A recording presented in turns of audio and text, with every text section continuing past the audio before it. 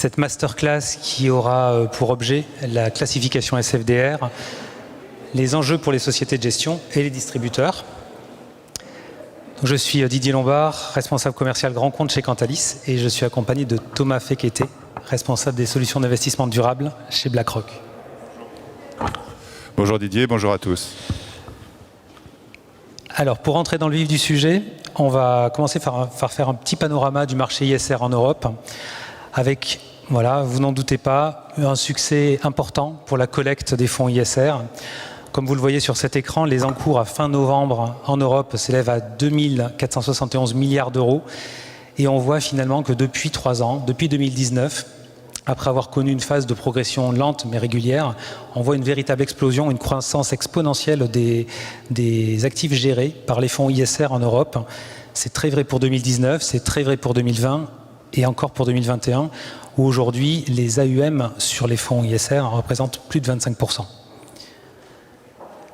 En termes de distribution sur les classes d'actifs, on voit que l'essentiel de ces fonds d'investissement, des encours, sont dirigés vers les fonds actions à 53%. 53% des fonds ISR en Europe sont des fonds actions.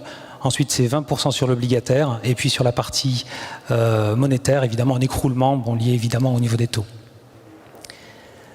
En matière de collecte nette, ce qui est très signifiant sur cette slide que je vous montre à l'instant, c'est le fait que les fonds ISR aujourd'hui pèsent beaucoup plus dans la collecte que les fonds non ISR. À titre d'exemple, sur le year-to-date 2021, nous sommes à 260 milliards d'euros sur les fonds ISR et 150 milliards d'euros sur les fonds non ISR. Et cette tendance qui était déjà bien marquée sur 2020 et 2021, on avait un estimé qui était sur les fonds ISR autour de 220-230 milliards d'euros. On va largement les dépasser, c'est-à-dire que cette tendance s'inscrit vraiment durablement et de façon très forte. Alors Cantalis, vous savez, Cantalis c'est une plateforme et un opérateur qui travaille sur la donnée financière. Donc sur cette donnée financière, je vais vous faire un focus en particulier sur la donnée ESG et SFDR. Chez Cantalis, nous avons donc une donnée ISR complète qui va, à travers un indicateur qui s'appelle le Cantalis ESG Indicator, vous donner des informations sur la classification des fonds, la dimension SFDR, les labels, les thématiques. Je vais prendre quelques instants pour commenter le slide que vous avez à l'écran, puisqu'il est très complet et il couvre toutes les dimensions de l'ESG chez Cantalis. Le premier bloc que je voulais vous présenter, c'est l'intensité ESG. Donc, il faut savoir que notre équipe data va examiner les prospectus, les DC des fonds d'investissement et regarder quels sont les objectifs de gestion fixés par le gérant. On va ensuite déterminer un indice qui ira de 1 à 3 en fonction de l'intensité ESG que j'évoquais. Évidemment, si les critères ESG ne sont pas pris en considération, le fonds aura une notation de 0.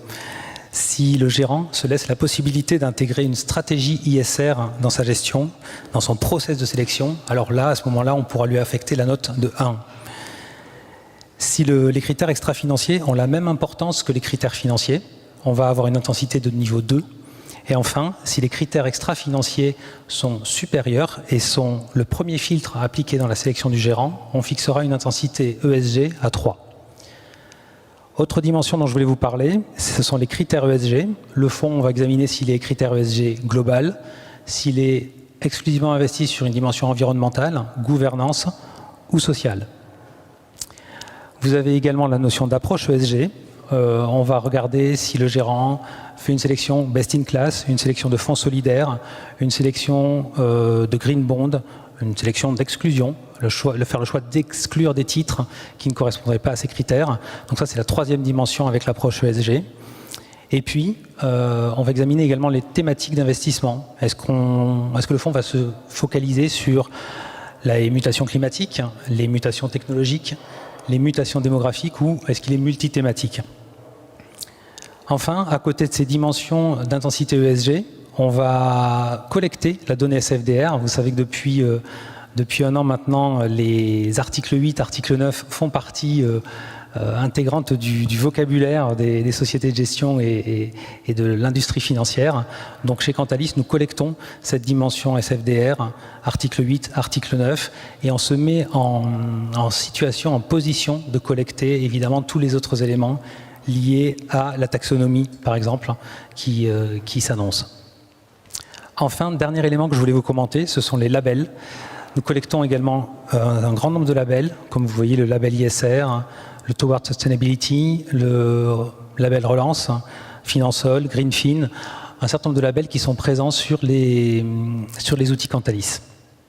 Alors pour vous donner un exemple très concret de comment trouver cette information dans les pages Cantalis, je vous ai proposé cette petite démonstration qui, à partir de notre outil de recherche que vous voyez à l'écran, va nous permettre de sélectionner un fonds et d'aller explorer sa fiche fonds. Donc là, on voit déjà toutes les dimensions ESG qui sont collectées au niveau des fonds, intensité, environnement, social, gouvernance. J'espère que ceux qui sont loin arrivent malgré tout à voir la présence de labels. Et puis si on clique sur un fonds, on va arriver sur une fiche fonds. Là, on a choisi BlackRock ESG Multi-Asset. On voit cette dimension. Donc là, je vous présente une fiche fonds de façon globale. Et vous voyez que dans la fiche d'identité, tout en haut, vous trouvez l'évaluation ESG de Cantalis avec cette dimension d'intensité 1, 2, 3, les labels et la présence de l'article SFDR. Dans la dimension investir, vous allez trouver également cette dimension sous l'objectif de gestion. Là, vous allez trouver ce qu'on appelle une évaluation ESG où on retrouve tous ces éléments à disposition des investisseurs. Donc, on va reprendre l'intensité ESG, la thématique, l'approche. Là, on a fait un petit zoom. Et puis, vous retrouvez donc le domaine d'investissement, si c'est un fonds ESG global, par exemple. Donc, toute cette information est disponible sur les outils Cantalis, directement sur nos licences. Et vous avez donc moyen d'y accéder facilement. Là, on a présenté un fonds de BlackRock, et je voudrais profiter de la présence de Thomas pour lui poser une question. On a vu que toute l'information ESG de Cantalis figure sur le site. Et on a examiné l'un de vos fonds en particulier. Pouvez-vous nous en dire un peu plus sur la philosophie d'investissement de BlackRock en matière d'investissement durable? Avec plaisir. Bonjour à tous. Donc effectivement, la plateforme Cantalis est très utile, très intéressante dans le sens où elle peut permettre d'établir un peu un standard, de comparer tous ces fonds. Et la manière dont nous gérons, par exemple, le fonds qui a été pris en exemple ici, le multi-asset ESG, donc c'est par définition un fonds qui opère, qui fait de l'asset allocation à travers l'obligataire et les actions. Et ce qui a été capturé par votre plateforme reflète en fait la manière dont on met au point le portefeuille. Dans un premier temps, on implémente un système d'exclusion qui est nécessaire par rapport à ce que nos clients nous ont indiqué. Et vous voyez sur la partie droite de cette slide les filtres d'exclusion qui sont l'étape numéro 1, qui définissent l'univers d'investissement. Donc, effectivement, toutes les sociétés qui sont en breach, qui violent les accords de l'ONU ou bien qui investissent dans le charbon thermique et autres secteurs sont exclus. Ensuite, l'étape numéro 2, pour construire ce fonds, qui est un fonds actif, dans chaque secteur, tous les secteurs restent disponibles malgré ces exclusions, on cherche les sociétés les mieux cotées d'un point de vue ESG et elles vont être surpondérées dans l'allocation. Et en troisième position, en fait, on fait une asset allocation à l'intérieur de BlackRock, c'est-à-dire que l'équipe multi-asset, qui a environ 17 experts en allocation, s'appuie sur toutes les autres équipes de BlackRock, que ce soit en equity fondamentale ou quantitative, en obligataire, souverain ou corporate, et vont chercher les meilleures poches de portefeuille à mettre dans leur allocation d'actifs. Donc ça, c'est l'exemple d'un fonds multi-asset. Ce fonds multi-asset, on l'a lancé il n'y a pas si longtemps que ça. Il a cru extrêmement vite. C'est le plus grand fonds multi-asset au monde, ESG. Il a 2,7 milliards d'encours. Et il continue vraiment de générer de l'intérêt parce qu'en fait, une solution multi-asset ESG, ce n'est pas très, très courant pour le moment. L'exemple suivant, merci, c'est le fonds, par contre, lui, qui a été lancé il y a très longtemps, il y a une vingtaine d'années, qui est un fonds dédié aux sources d'énergie non traditionnelles. Au départ, quand nous avons lancé ce fonds, il s'appelait le Fonds des nouvelles énergies. On l'a rebaptisé il y a quelques années, puisqu'il n'y a plus rien de nouveau, et ce sont les énergies renouvelables. Et ce fonds, maintenant, fait 6,7 milliards de dollars d'encours. Et de la même manière, on commence par une légère politique d'exclusion qui vise à dire on veut investir dans les énergies renouvelables. Si certains acteurs continuent également de faire du renouvelable, mais sont très pollueurs, il y aura une limite à ne pas dépasser. Donc on exclut tout ce qui est charbon en particulier.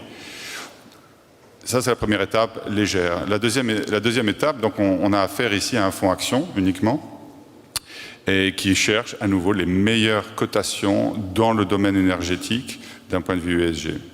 Et la manière de gérer ce fonds, en fait, c'est un fonds, ce qu'on appelle thématique. On a parlé, je pense, dans la roundtable précédente, en disant qu'effectivement, les fonds thématiques attirent énormément d'intérêt de la part de la gestion conseillée, plus que la gestion discrétionnaire.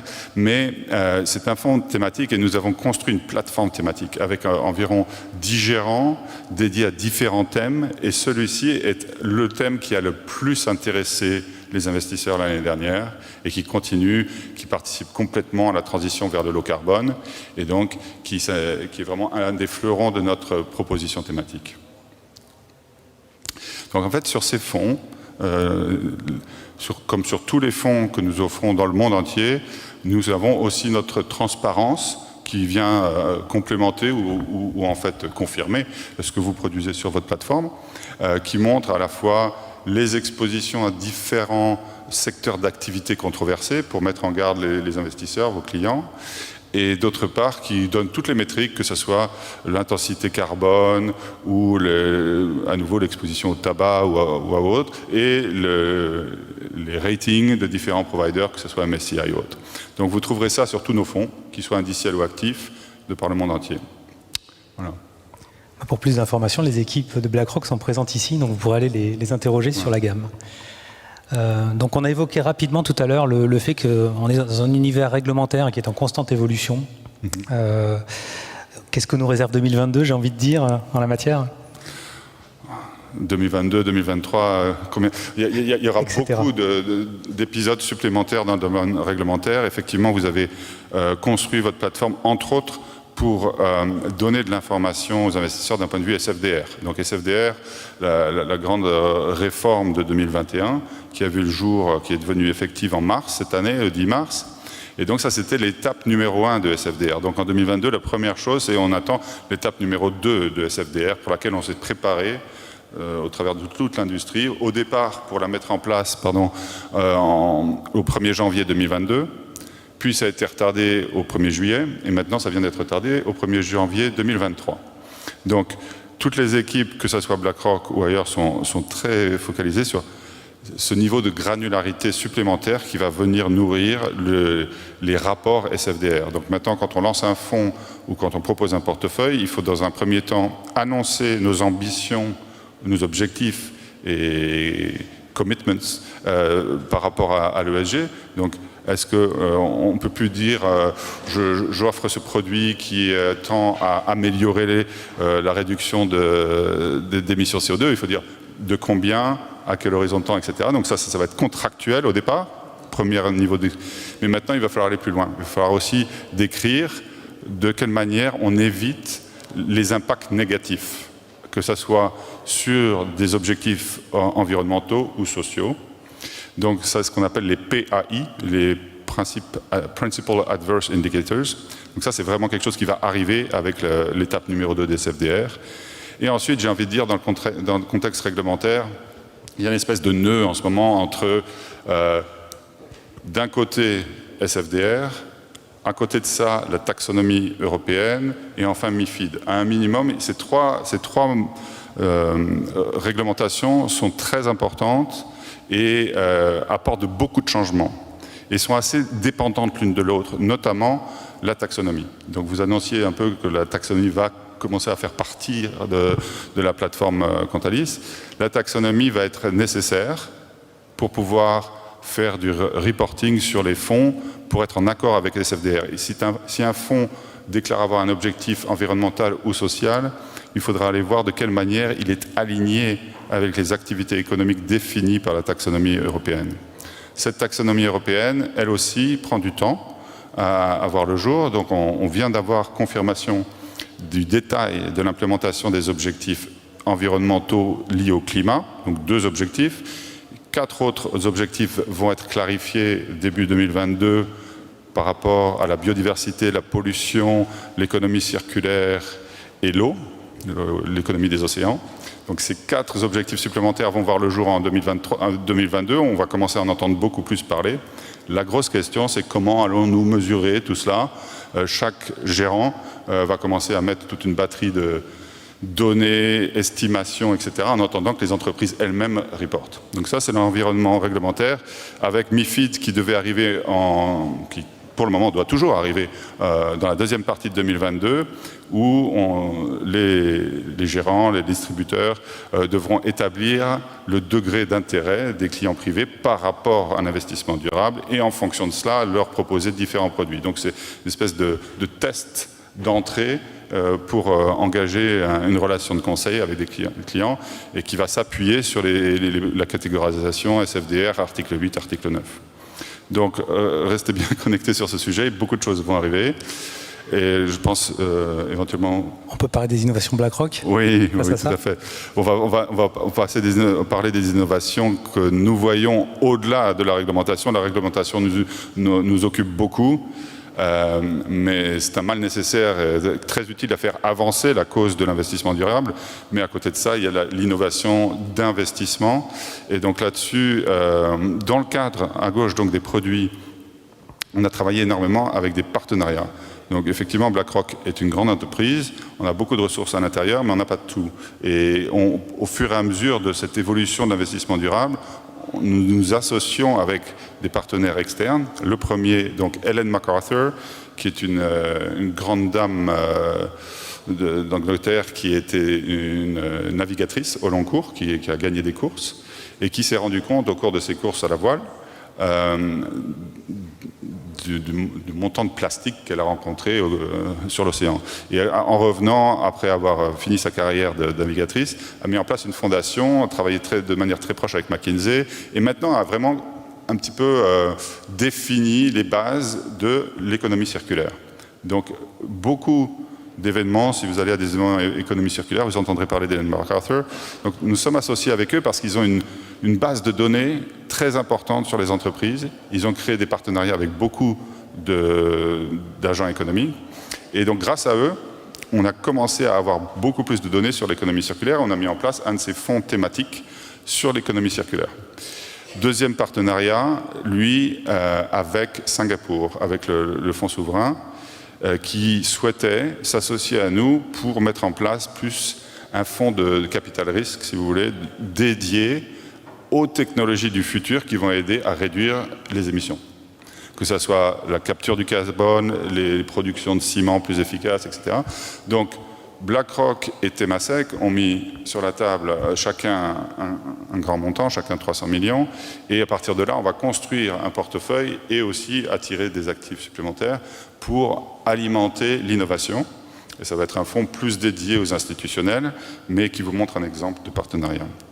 Ensuite, sur toutes les analyses, donc tous les clients, que ce soit institutionnels ou privés en Europe en particulier, ils sont très intéressés de savoir comment leur portefeuille va se comporter face à l'accroissement du risque climatique. Donc, que ce soit au niveau physique, la destruction d'infrastructures, ou au niveau de transition, c'est-à-dire est-ce que les business models des entreprises, leur coût de matières premières, l'endroit où elles opèrent, sont à risque, ce qu'on appelle le risque de transition climatique.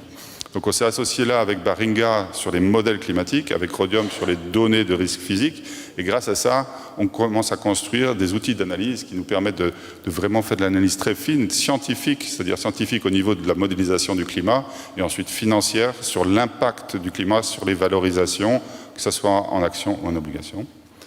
Et enfin, un dernier exemple d'innovation, là c'est avec une fondation qui s'appelle le Breakthrough Energy Catalyst, qui a été mis en place par Bill Gates. On a contribué à cette fondation, on a mis 100 millions de dollars pour à nouveau investir, mais d'un point de vue philanthropique, dans l'innovation technologique sur un certain nombre de thèmes dédiés à la lutte contre le risque climatique. Donc, comme vous voyez, chez BlackRock, le climat est un des aspects les plus importants et de plus en plus, l'investissement dans la transition de l'économie actuelle vers une économie low carbone devient le thème prépondérant de beaucoup de nos activités. On voit en effet que toute l'industrie s'en saisit de ces sujets-là, que c'est plus qu'une tendance, c'est une vraie lame de fond puisque ça vient injecter et nourrir tous les processus d'investissement des sociétés de gestion et c'est un très bon exemple que vous nous avez montré là. Voilà, je pense que tu as peut-être un petit mot de conclusion. Écoutez, je suis ravi qu'il y ait une plateforme telle que Quantalis. Je pense que la difficulté dont beaucoup d'acteurs se sont plaints depuis 5 à 10 ans, c'est que naviguer l'espace ESG est compliqué. Chacun veut recommencer à définir les termes. Et donc, il faut avoir des centres électroniques, digitaux, des plateformes qui puissent permettre aux consommateurs de vraiment évaluer leur portefeuille. Et donc, je vous remercie infiniment d'avoir pris cette initiative et il faut continuer. Merci de nous avoir accompagnés. Merci à vous de votre attention. Et puis, la prochaine table ronde est à 15h30.